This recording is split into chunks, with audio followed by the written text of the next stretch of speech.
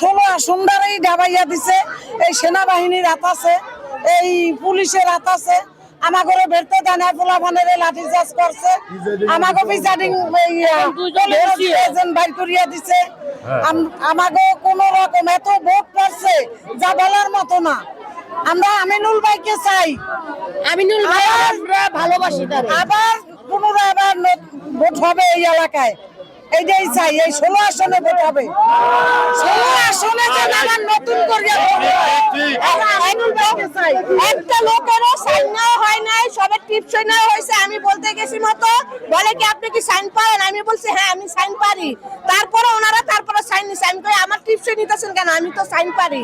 এরকম অনেকগুলো মানুষের টিপসই নেওয়া হয়েছে, সাইন নেওয়া হয় নাই। এখানে ভোট জালিয়াতি করা হয়েছে। আমরা সারাদিন কেন্দ্রে কাজ করছি আমিনুল ভাইয়ের জন্য। আমরা বাসা থেকে লোক চাইতে নিয়ে গেছি ভোট দেওয়ার জন্য।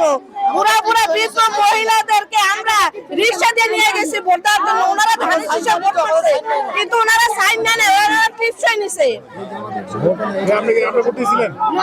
জি আমরা ভোট কেন্দ্রে কাজ করছি, গেটের সামনে দাঁড়ায় আমরা অনেক রুগী আমরা ধরে নিয়ে গেছি। দুইটা জামাতের লোকেরা ধরছি, হারুন ভাই সহকারে গেছি।